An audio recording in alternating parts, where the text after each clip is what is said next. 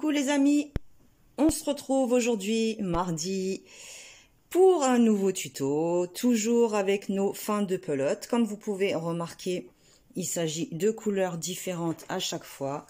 J'avais vraiment énormément, et quand je dis énormément c'est peu de le dire, de fond de pelote bleu, vert, dans tous ces tons là, parce que forcément c'est mes tons préférés.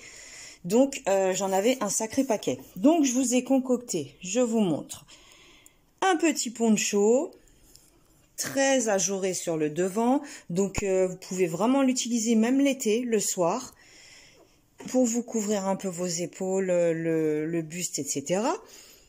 Donc, vous avez la possibilité de le mettre dans ce sens-là, ou la possibilité, je ne sais pas si je vais réussir à vous montrer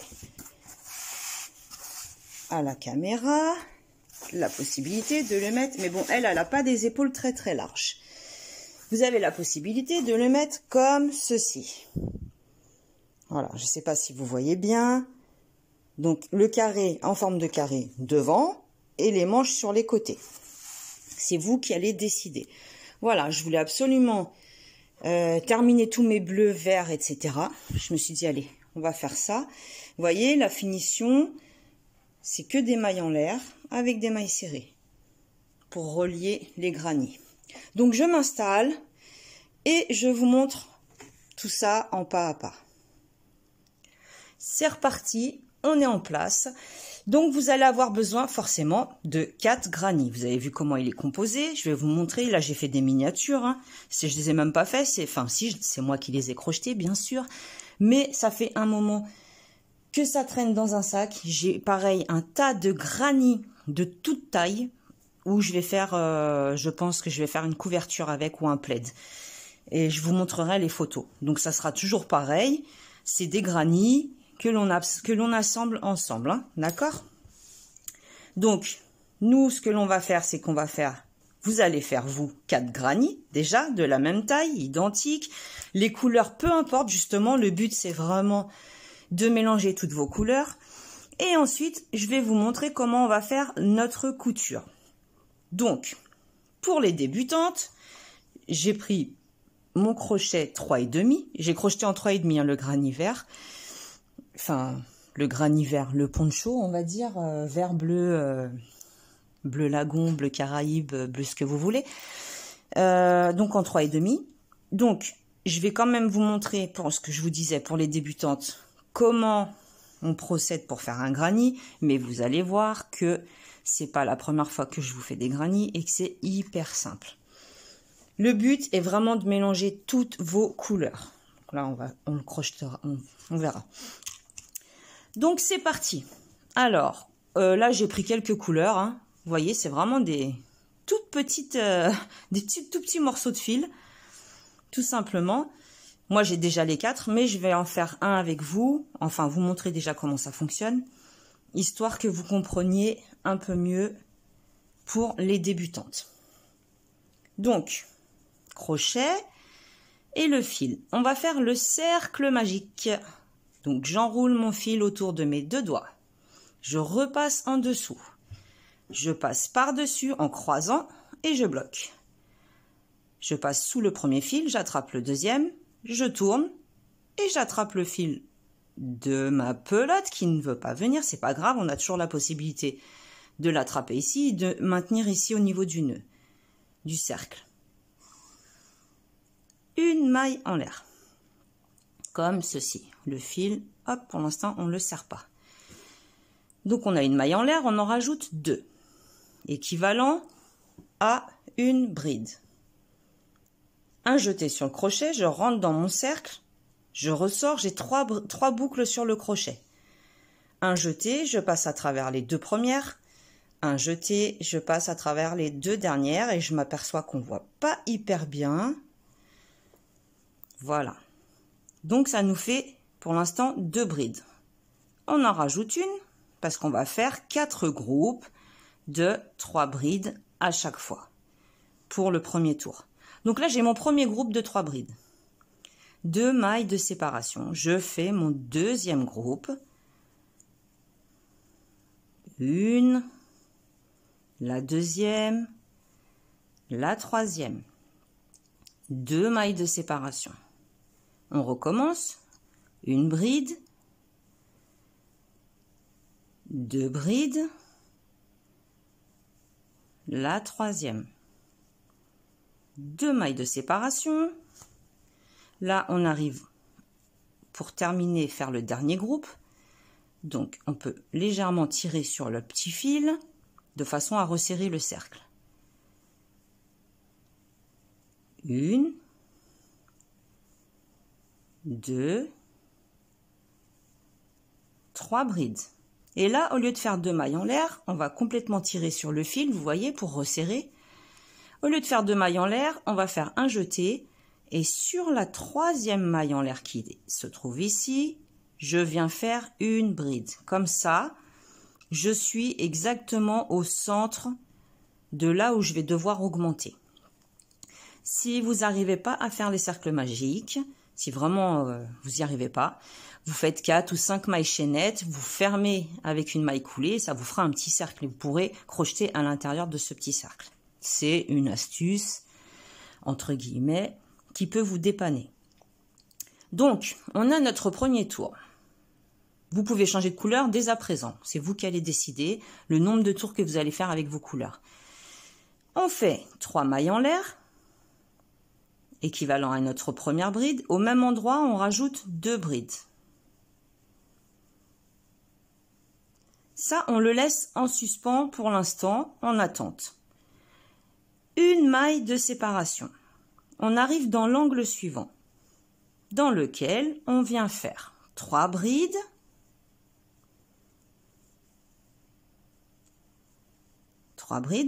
2 mailles de séparation et au même endroit, de nouveau 3 brides. C'est ce qu'on appelle une augmentation. Vous commencez, je pense, à le savoir. Une maille de séparation. Entre chaque angle, on fera qu'une maille de séparation et entre chaque groupe aussi, au fur et à mesure que l'on va monter au niveau des tours. Angle suivant, rebelote. 3 brides, plus 2 mailles de séparation, plus 3 brides. Toujours pareil. Ok, maille de séparation, une seule. On arrive dans le troisième angle. De nouveau, 3 brides. 2 mailles de séparation. Plus 3 brides encore. Forcément, chaque angle, ce sera de la même façon. 2, 3. Je ne sais pas si vous avez remarqué, moi j'aime beaucoup travailler en granit parce que je trouve déjà que le motif est super beau. Et puis c'est facile, on ne se trompe pas. On n'est pas obligé d'avoir des notes à côté de nous, de peur de louper un rang. Bon, c'est hyper simple. Et moi j'aime tout ce qui est facilité et que ce soit compréhensible pour tout le monde surtout. Donc j'ai fait la maille de séparation et on arrive ici, là où on avait fait notre 3 mailles en l'air plus nos 2 brides. Donc, il nous manque une partie, il nous manque la moitié. On fait 3 brides.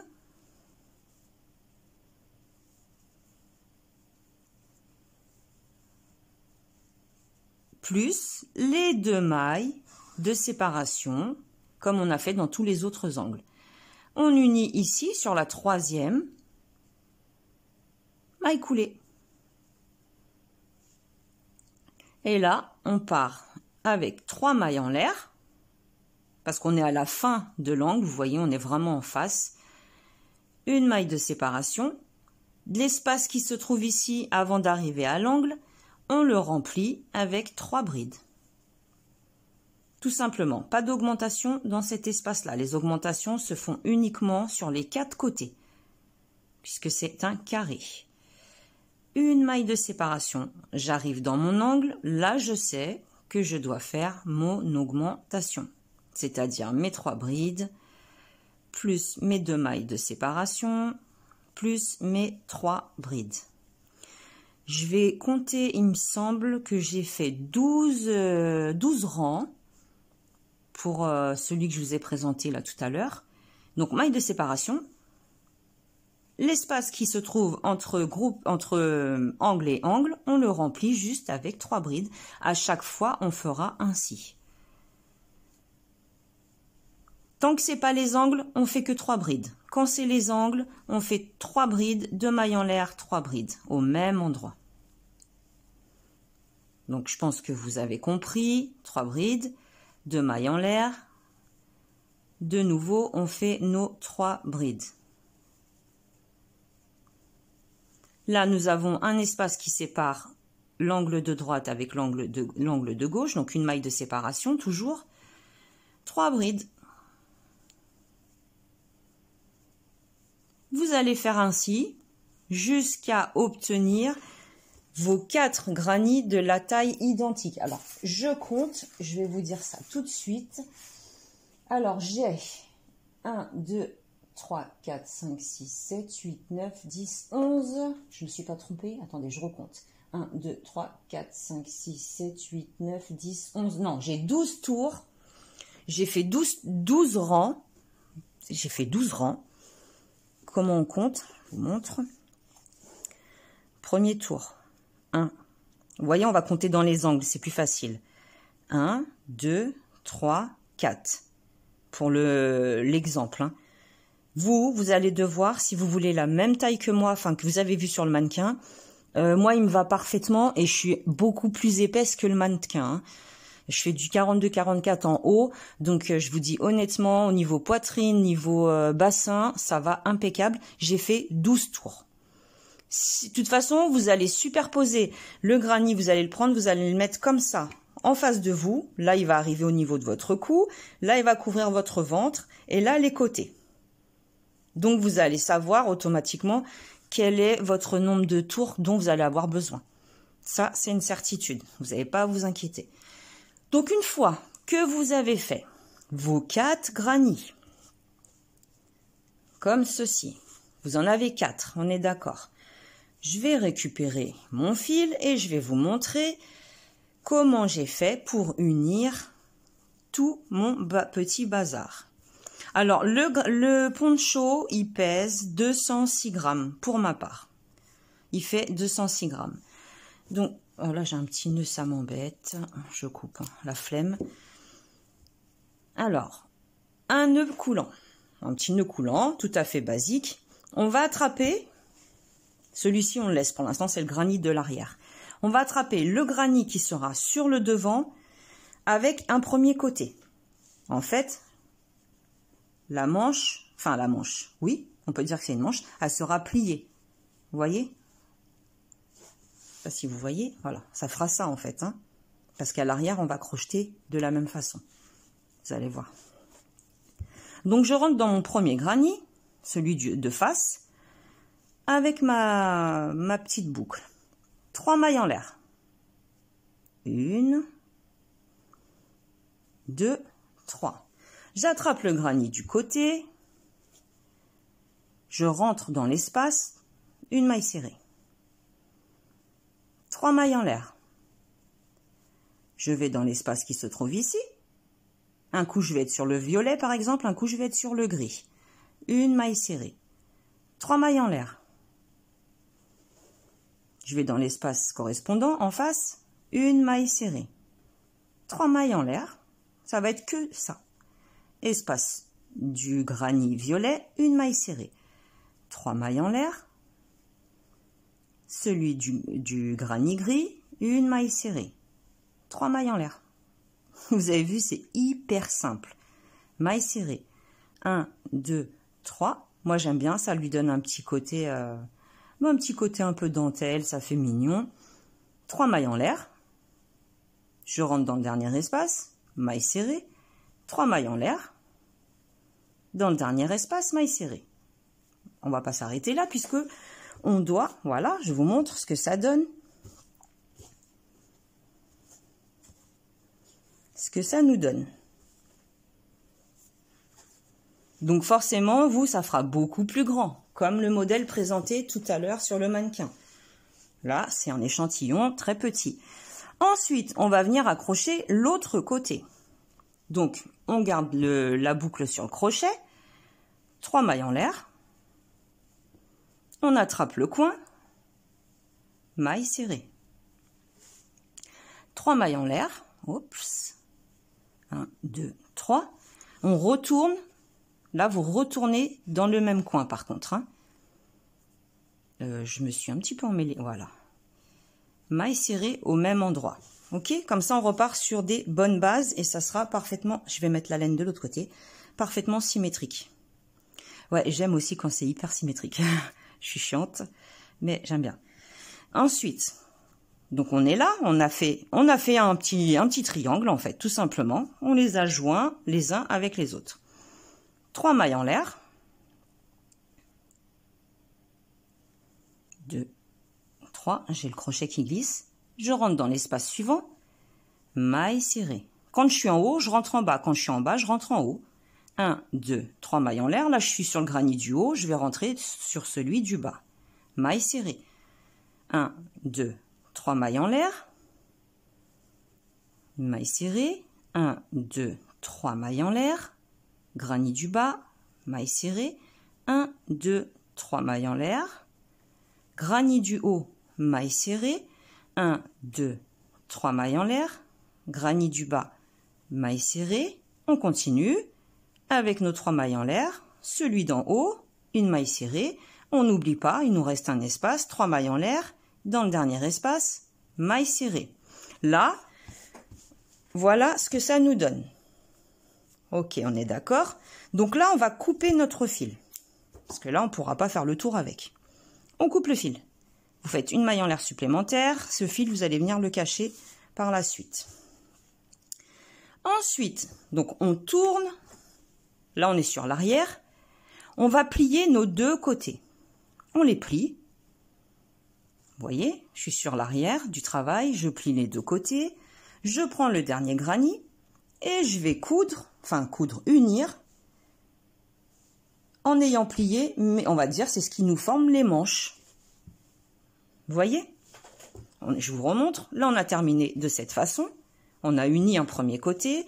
Je tourne le travail. Je plie. Très simplement, je plie en deux. Je prends mon dernier granit, le 4e. Et je vais recommencer. Donc, je vais mettre ça de ce côté-là. Une boucle. Un nœud coulant. Je rentre dans le dernier granit qui n'est pas attaché. Je rentre à l'intérieur. 1, 2, 3 mailles en l'air. Ici, il est plié. Donc, je rentre à l'intérieur. Maille serrée. 1, 2, 3 mailles en l'air. Sur le granit du bas, maille serrée. 1, 2, toujours 3 mailles en l'air. Je n'ai plus du coup. Non, elle n'est pas passée celle-là. Je suis en bas, je joins en haut. 1, 2, 3 mailles en l'air, je suis en haut, je vais en bas. Hyper simple. 1, 2, 3 mailles en l'air. Je m'accroche, maille serrée. 1, 2, 3 mailles en l'air. Je suis en haut, je fais une maille serrée en bas. 1, 2, 3 mailles en l'air. Je suis en bas, je fais une maille serrée en haut. 1, 2, 3. Je vais dans le dernier espace pour mon granit du bas. 1, 2, 3. Dans le dernier espace pour le granit qui se trouve en haut. On va rebasculer le fil de ce côté-là. Là, on plie bien, surtout. Hein. De toute façon, on n'a pas le choix. On est en haut. 1. Ah, je recommence. 1, 2, 3. Non, j'en ai que 2, n'importe quoi. 3 mailles en l'air. Je rentre, je suis en bas, je rentre en haut. Maille serrée. 1, 2, 3. N'oubliez pas ce que je vais vous dire. J'ai le crochet, il glisse. Il est phénoménal celui-là. Donc là, quand je suis en haut, je dois faire mon petit triangle. N'oubliez pas, je dois redescendre au même endroit. C'est la seule fois. On va le faire 2 fois, ça, une fois à l'avant, une fois à l'arrière. C'est les seules fois où on passe 2 fois dans le même espace.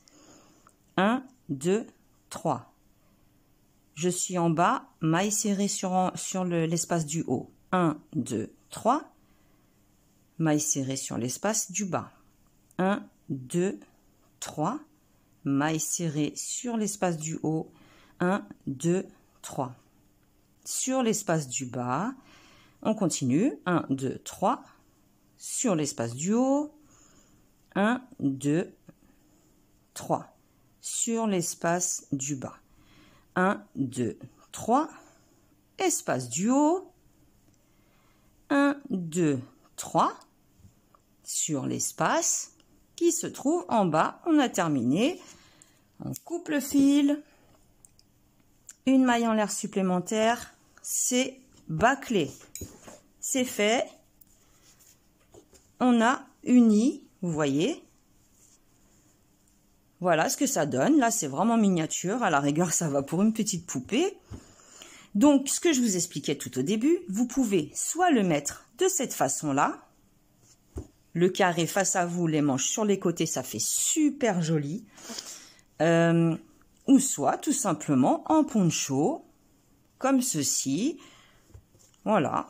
Vous avez aussi la possibilité de coudre ici. Si vous le laissez vraiment de cette façon-là, vous cousez un petit peu légèrement en bas, de façon à laisser la même emmanchure, on va dire.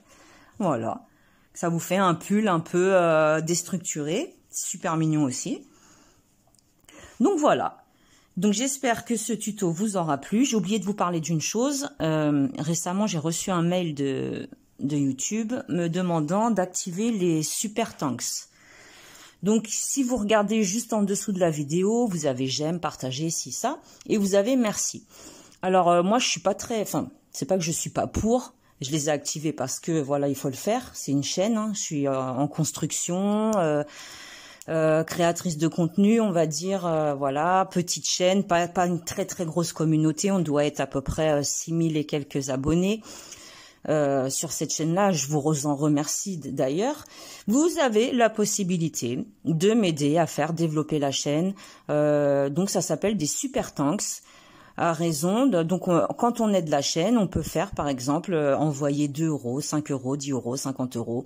Votre commentaire avec un commentaire, j'ai vu ça récemment là, il y a 2-3 jours. Donc ça peut aider les petites chaînes comme moi par exemple à grandir plus vite, à investir dans des nouveaux produits surtout, dans une caméra, dans un trépied, parce que là vous savez que je filme avec un téléphone et puis alors le trépied c'est vraiment le système D. C'est un pied de parasol, hein, je vous le dis. Donc voilà, j'ai utilisé un pied de parasol parce que je pouvais pas trop l'acheter pour enfin là, il y en a des pas chers mais je pouvais pas voilà, c'était pas une priorité. Je pouvais continuer à filmer sans en avoir pour l'instant.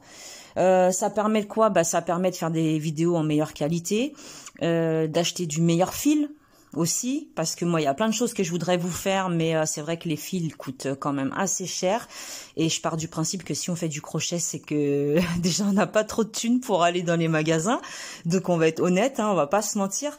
Donc c'est vraiment avec les moyens du bord, donc c'est pas du tout une obligation, je suis pas du tout en train de mendier ou quoi. Si ça vous fait plaisir, moi tant que mes vidéos vous font plaisir, ça me fait plaisir, c'est tout ce qui compte pour moi.